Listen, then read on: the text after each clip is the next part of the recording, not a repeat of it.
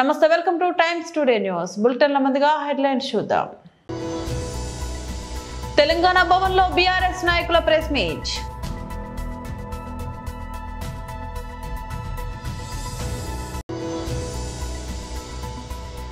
కొడంగల్లో శంకుస్థాపన చేసి బహిరంగ సభలో పాల్గొన్న సీఎం రేవంత్ రెడ్డి.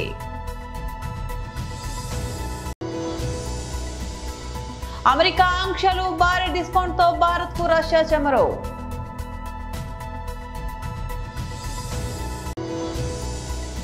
వైఎస్ఆర్సీపీ అధికార ప్రతినిధి మాజీ MLA కైలే Anil Kumar press meet. Telangana భవన్లో బీఆర్ఎస్ నాయకుల ప్రెస్ మీట్ నిర్వహించారు. ఇవాళ జీవో నెంబర్ 46ని జారీ చేసి నిన్నారు 22 నాడు ప్రజల ఆశల మీద నీళ్లు జల్లిన పరిస్థితి అలా రాష్ట్ర వ్యాప్తంగా కనబడుతుంది. అనేక రకాలుగా అనేక విషయాలలో 42% రిజర్వేషన్లు సాధించాలన్నా అనుసరించాల్సిన పద్ధతి మీద మొదటి నుంచి సభ్య సమాజం అనేక సూచనలు చేసుకుంటూ వచ్చింది. గతంలో సుప్రీంకోర్టు తీర్పులు ఏ విధంగా ఉన్నాయి, బాలాజీ వర్సెస్ మైసూర్ స్టేట్ కానీ, ఇంద్రసహాని కేసు కానీ, వివిధ రాష్ట్రాల ఎన్నికల మీద మరి ఆ రోజు ప్రభుత్వాలు ఇచ్చిన అనేక కోర్టులు ఇచ్చిన ఆదేశాలు కానీ ఎన్నో సందర్భాలు చెప్పినప్పటికీ కూడా మొదటి నుంచి ఒక నిర్లక్ష్యమైన వైఖరితోటి ఈ మొత్తం ప్రక్రియని ఒక ప్రహసనంగా మార్చిన నేపథ్యం ఇలా తెలంగాణలో కనపడుతుంది. ముఖ్యంగా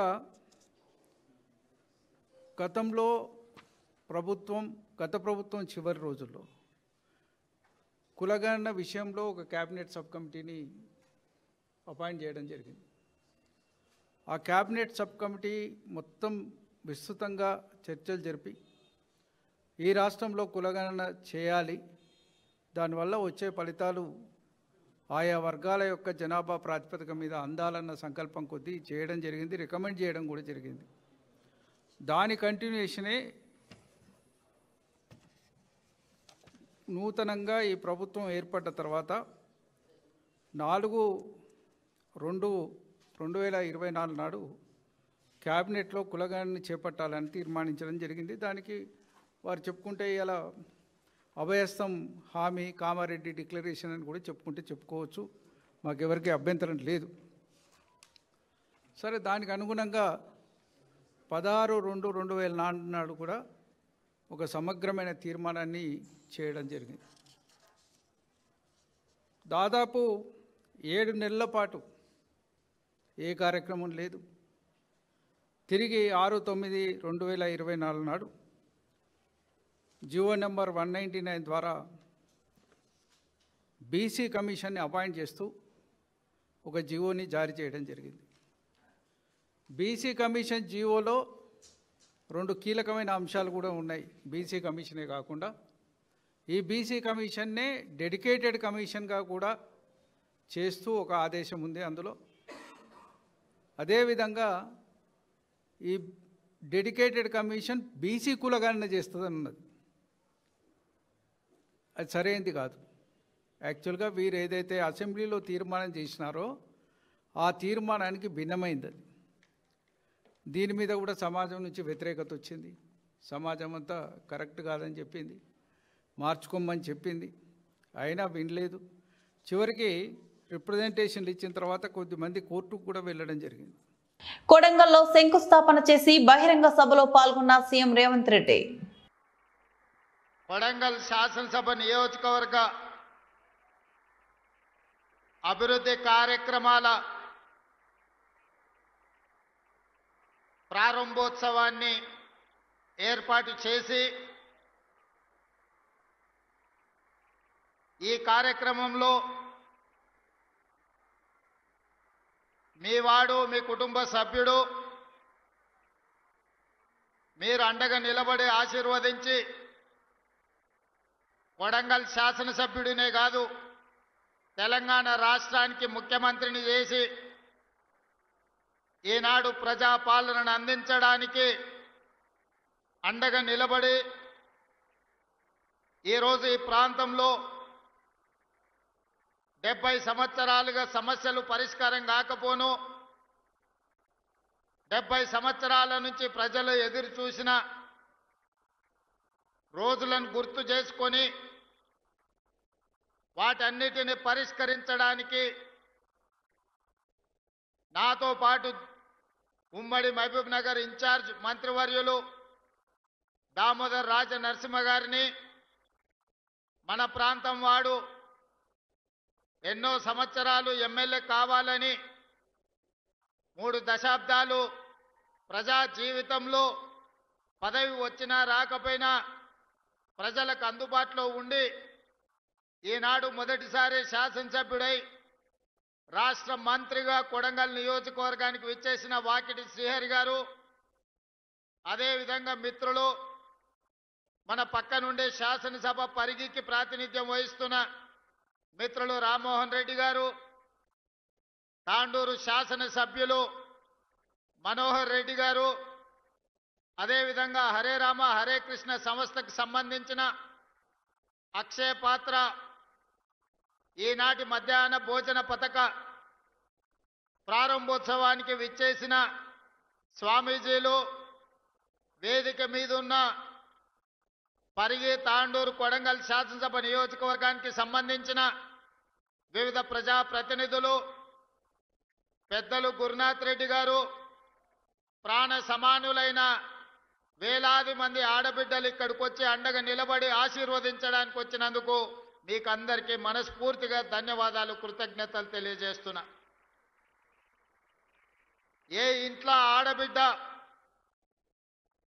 ప్రశాంతంగా ఉంటుందో, ఏ ఇంట్లో ఆడబిడ్డకు రక్షణ ఉంటుందో, ఏ ఇంటి పెత్తనం ఆడబిడ్డ చేతిలో ఉంటుందో ఆ ఇల్లు గొప్పగా రాణిస్తుంది. ఆ ఇంట్లో సమస్యలు పరిష్కారం అవుతాయి. ఆడబిడ్డలు ఎక్కడైతే సంతోషంగా ఉంటారో అక్కడ మంచి పరిపాలన, ఆర్థిక అభివృద్ధి సాధిస్తుంది అని చెప్పి మన పెద్దలు చెప్పినారు. అందుకే ఈనాడు ప్రజాపాలనలో ఇందిరమ్మ రాజ్యంలో ఆడబిడ్డల్ని ఆర్థికంగా నిలబెట్టాలి, ఆడబిడ్డలు ఆత్మగౌరవంతో బ్రతకాలి, ఆడబిడ్డలు చదువుకోవాలి, ఆడబిడ్డలు ప్రభుత్వ ఉద్యోగాలలో రాణించాలి, ప్రజా పరిపాలన. రష్యా చమురుపై అమెరికా ఆంక్షలు విధించడం తెలిసిందే. ఈ నేపథ్యంలో భారత్ కు భారీ డిస్కౌంట్ తో ఆయిల్ విక్రయించేందుకు రష్యా సిద్ధమైంది. రష్యా అగ్రశ్రేణి చమురు ఉత్పత్తి సంస్థలైన రాస్నెఫ్ట్, లుకోయిల్లపై అమెరికా విధించిన ఆంక్షలు అమల్లోకి వచ్చాయి. దీంతో క్రూడ్ ఆయిల్ ధరలు భారీగా పతనమయ్యాయి. ఫలితంగా రష్యా నుంచి భారత్ కు సరఫరా అయ్యే ముడి చమురు ధరలు గత 2 ఏళ్లలో ఎన్నడూ లేనంత తక్కువకు చేరాయి.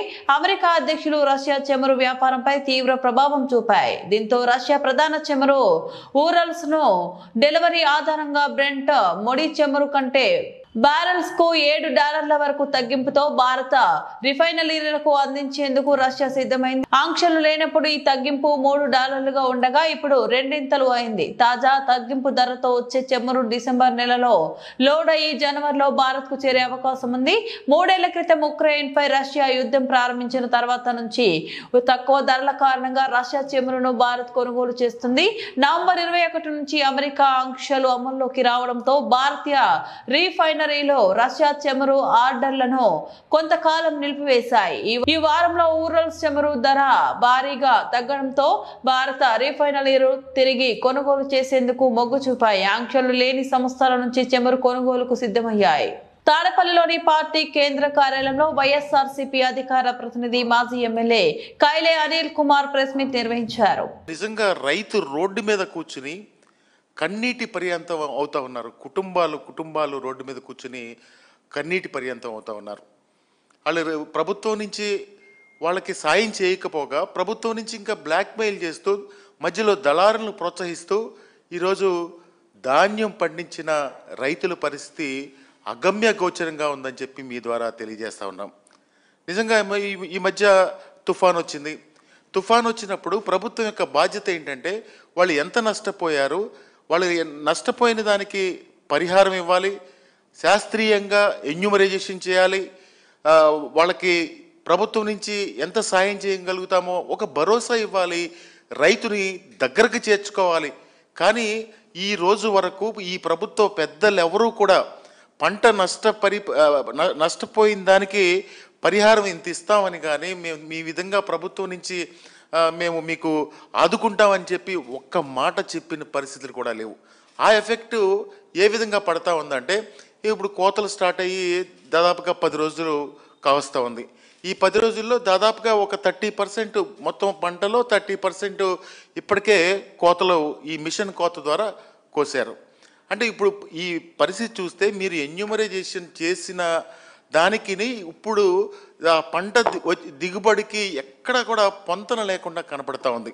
అంటే ఇదివరకు 40 బస్తాలు పండే ఎకరం 40 బస్తాలు పండే పొలం ఈరోజు 25 బస్తాలకు పడిపోయిందంటే ఆ తుఫాను రైతుని ఎంత బాధించిందో ఒకసారి మనందరం కూడా ఆలోచన చేయాలి. ఈ ప్రభుత్వం కూడా ఆలోచన చేయాలి. అంటే దాదాపుగా 15 బస్తాలు ఒక ఎకరానికి తేడా వచ్చిందంటే ఇంకా రైతు ఎందుకు పనికొస్తాడో ఒక్కసారి ఈ ప్రభుత్వం ఆలోచన చేయాల్సిందిగా మనం చేస్తూ ఉన్నాం. అంటే చంద్రబాబు నాయుడు గారికి ఎప్పుడు కూడా వ్యవసాయం అంటే ఆయనకి ఇష్టం ఉండదు. ఎన్నికల ముందు చెప్పేది ఒక మాట, ఎన్నికలు అయిపోయిన తర్వాత వ్యవసాయం దండగా ధాన్యం పండించుకోకూడదు ఆయన ఏదో సింగపూరో బ్యాంకాకో లేకపోతే ఏదో చెప్తారు. కానీ ఈ ఆంధ్రప్రదేశ్లో రైతన్నని గురించి పట్టించుకునే పరిస్థితి చంద్రబాబు నాయుడు గారికి ఏ రోజు ఉండదు. ఈ రోజు కూడా అదే విధంగా ప్రవర్తిస్తూ ఉన్నారు. గత 3 రోజుల నుంచి మా నియోజకవర్గం పామర నియోజకవర్గం తీసుకుంటే రైతులు రోడ్డు మీద ఇక్కడి నుంచి విజయవాడ నుంచి మచిలీపట్నం వెళ్తే రోడ్ల మీద ధాన్యం అంతా కూడా ఆరపోసుకుని కుటుంబాలు రోడ్డు మీద ఉంటా ఉన్నారు. అంటే కౌలు రైతులు మొన్న మీరు ఏదో పంట పెట్టుబడి కింద ఇచ్చారు, కౌలు రైతులు అసలు ప్రస్తావనే లేదు. ఈరోజు వ్యవసాయం చేసేది దాదాపుగా 60-70% కౌలు రైతులే వ్యవసాయం చేస్తూ ఉన్నారు. ఈ కోత కోసిన వెంటనే అంటే ఈరోజు మనం ఒక్కసారి గణాంకాల్లోకి వెళ్తే ఈరోజు కోత మిషను 1 గంటలో ఇదివరకు 1 ఎకరం కోసేవాళ్ళు. అంటే అప్పుడు దాదాపుగా 2600-2700 రూపాయలు 1 గంటకి తీసుకునేవాళ్ళు. కానీ ఈరోజు తుఫాను వల్ల పంట పడిపోవడం. సుప్రీంకోర్టు 53వ ప్రధాన న్యాయమూర్తిగా జస్టిస్ సూర్యకాంత్ ప్రమాణ స్వీకారం చేశారు. రాష్ట్రపతి ద్రౌపది ముర్ము ఆయనతో ప్రమాణం చేయించారు. 2027 ఫిబ్రవరి 9 వరకు ఆయన ఈ పదవిలో కొనసాగనున్నారు. సిజేఐగా బాధ్యతలు చేపడుతున్న తొలి హర్యానా వాసిగా జస్టిస్ సూర్యకాంత్ రికార్డు సృష్టించారు. ఆయన 1962 ఫిబ్రవరి 10న హర్యానాలోని హిసార్ జిల్లాలో జన్మించారు. ప్రమాణ స్వీకార కార్యక్రమానికి ప్రధాని నరేంద్ర మోదీ పలువురు కేంద్ర మంత్రులు హాజరయ్యారు. मैं सूर्यकांत जो भारत के उच्चतम न्यायालय का मुख्य न्यायमूर्ति नियुक्त हुआ हूँ, जो भारत के उच्चतम न्यायालय का मुख्य न्यायमूर्ति नियुक्त हुआ हूँ, ईश्वर की शपथ लेता हूँ ईश्वर की शपथ लेता हूँ कि मैं विधि द्वारा स्थापित भारत के संविधान के प्रति कि मैं विधि द्वारा स्थापित भारत के संविधान के प्रति सच्ची श्रद्धा और निष्ठा रखूंगा। सच्ची श्रद्धा और निष्ठा रखूंगा। मैं भारत की प्रभुता और अखंडता अक्षुण्ण रखूंगा।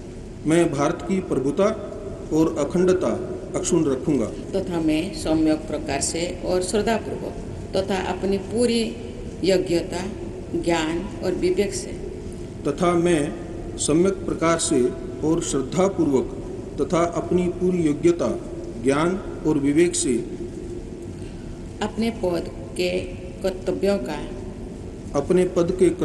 का भय या पक्षपात अनुराग या द्वेष के बिना पालन करूंगा।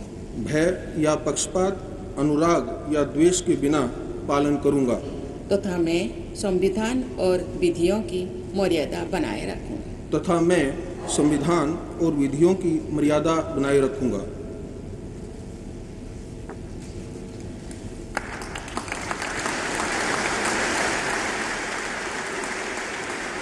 Hyderabad Uppal excise police station వద్ద ఏర్పాటు చేసిన నూతన నాచారం ఎక్సైజ్ పోలీస్ ను నారపల్లిలోని గట్కేసర్ ఎక్సైజ్ పోలీస్ స్టేషన్ వద్ద ఏర్పాటు చేసిన నూతన కాప్రా ఎక్సైజ్ పోలీస్ స్టేషన్ ను ప్రారంభించిన ప్రభుత్వ చీఫ్ విప్ పట్నం మహేందర్ రెడ్డి.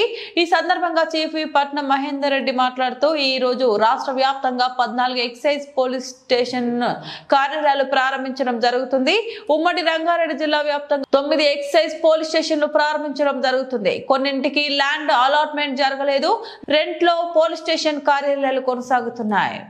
రాష్ట్రంలో 14 ఎక్సైజ్ కొత్తగా సిఐ ఆఫీసులు కూడా ప్రారంభించి రంగారెడ్డి జిల్లాలో అటు రాయన్నార్ కానీ మేడ్చల్ కానీ ఉప్పల్ ప్రాంతాల్లో కూడా మరి సర్వనాల్లో కూడా 9 సిఐ ఆఫీసులు ఓపెన్ చేసుకోవడం జరుగుతుంది. దీనికి కొంత మరి ల్యాండ్ కూడా అవసరం ఉన్నది. కొన్ని ప్రైవేట్గా ఉన్నాయి, కొన్ని మరి వాటికి గవర్నమెంట్ ల్యాండ్ కూడా అలాట్ చేయించి శాంక్షన్ చేయించి కట్టేయాలని చెప్పేసి ఎక్సైజ్ సూపరింటెండెంట్ గారు చెప్తున్నారు. తప్పకుండా మా వంతు మరి మంత్రి జూపల్లి చూసి తీసుకుపోయి ఎక్కడైతే మరి ల్యాండ్ అలాట్ అయి ఉన్నదో వాటికి పక్కా భవనాలు కట్టిస్తాము. ల్యాండ్ అలాట్ కాని ప్లేసెస్ ఎక్కడైతే ఉన్నాయో వాటికి ల్యాండ్ అలాట్ చేయించి ముఖ్యమంత్రి గారి దృష్టికి మరి ఎక్సైజ్ శాఖ మంత్రి జూపల్లి దృష్టి తీసుకుపోయి తప్పకుండా శాంక్షన్ చేయించి కట్టించే బాధ్యత తీసుకుంటాం.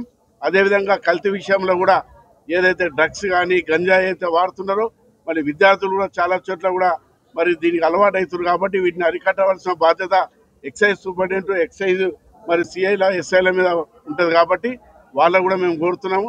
మరి ఏదైతే కల్తీ విషయంలో కూడా చాలా మరి ముందుండి అరికట్టవలసిన బాధ్యత వాళ్ళకు ఉన్నది. అదేవిధంగా వైన్ షాపులలో కూడా మరి చక్కగా వాళ్ళకి ఇబ్బంది కాకుండా కల్తీ లేకుండా నడిపించాల్సిన బాధ్యత కూడా డిపార్ట్మెంట్ ఉన్నది. కాబట్టి తప్పకుండా మరి వారు ఏదైతే సూపరింటెండెంట్ గారు ఇక్కడ ఉన్నారు కాబట్టి ఈ కల్తీ విషయంలో కూడా చాలా అరికట్టాలని చెప్పుకుంటూ అందరికీ నమస్కారం. నేను చెప్పింది నా రాజకీయ విశ్లేషణ మాత్రమే. వ్యక్తిగతంగా ఎవరి మీద ద్వేషం లేదు. ప్రజల ముందు ఉన్న వాస్తవాలు, గతంలో మీడియాలో వచ్చిన కథనాలు అవే నేను ప్రస్తావించాను. బీఆర్ఎస్ పార్టీ అధికారంలో ఉన్నప్పుడు జరిగిన అవినీతి, దోపిడీ అంశాల గురించి నేను మాట్లాడాను. అది ఎవరి మీద వ్యక్తిగత దాడి కాదు. ప్రజాస్వామ్యంలో నాయకుల పనితీరుపై ప్రశ్నించడం నా హక్కు. దళితులు, బీసీలు, ఎస్సీ, ఎస్టీలను రాజకీయంగా వాడుకునే ప్రయత్నాల గురించి మాట్లాడడం తప్పు కాదు. నేను ఎల్లప్పుడూ అణగారిన వర్గాల పక్షాన్ని నిలుస్తాను. నా చుట్టూ ఉన్న వాళ్ళంతా బీసీ, ఎస్సీ, ఎస్టీ ప్రజలే. వారి సమస్యలు, వారి బాధలు, వారి స్వరం నేను చెప్పాను అంతే అని ఎమ్మెల్యే నాయని రాజేందర్ రెడ్డి అన్నారు. ప్రెస్ మీట్ పెట్టి నన్ను తిడితేనే కదా, గెలిపితేనే కదా నన్ను తిట్టింది. మరి గీకింది గోకింది ఆయన వాస్తవం కాదా? మీ టీవీలో చూపించారు కదా. మరి నేను తిట్టినట్టదేమే? మళ్ళా చెప్తున్నా, నేను ఇవాళ మళ్ళా చెప్తున్నా, గీకింది గోకింది దోసుక తిన్నది దోపిడీ చేసిన టీఆర్ఎస్ నాయకులు. మళ్ళీ చెప్తున్నాను, నేను క్షమాపణ చెప్పడిందే. నేనేమన్నా మీరు తిట్టొచ్చు, మేము తిడితే నేను మాట్లాడితే కులం వస్తాయా అంటే? ఏ కులంలో తిట్టొచ్చా ఏమన్నా రాసిన్నదా? నన్ను తిడితే నేను ఊరుకుంటానా? నన్ను ప్రెస్ మీట్ పెట్టి మీరు వీళ్ళందరూ కలిసి తిడితేనే కదా నేను అన్నది కూడా ఏంటిదే. నేను ప్రవీణ్ గారు ఉన్నారు, రైట్ పర్సన్ రాంగ్ పార్టీ అన్నారు తప్ప. రాజయ్య గారు ఉన్నారు, గీకిండ్రు గోకిండ్రు అన్నారు. మరి మీ టీవీలలో చూపించిన తప్పు అయితే నా తప్పు, అదేనా చెప్పండి. మరి మీ టీవీలలో చూపించింది తప్పు అయితే నేను తప్పని ఒప్పుకుంటా. మరి ఇవన్నీ రాజకీయాలలో దీని వెనుక ఎవరుండి నేను దళిత సోదరులకు కూడా విజ్ఞప్తి చేస్తాను. బులెటిన్ ముగించే ముందు మరోసారి హెడ్లైన్స్ చూద్దాం. తెలంగాణ భవన్లో బీఆర్ఎస్ నాయకుల ప్రెస్ మీట్.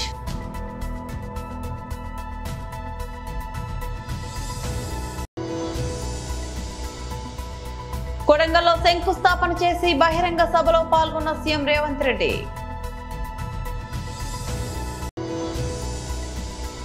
అమెరికా ఆంక్షలు, భారీ డిస్కౌంట్ తో భారత్ కు రష్యా చమరు.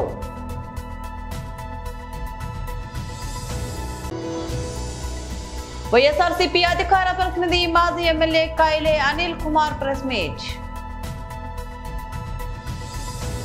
ఇవి బులెటిన్ అప్డేట్స్. మరో బులెటిన్ లో మళ్ళీ కలుద్దాం. అంతవరకు సెలవు, నమస్తే.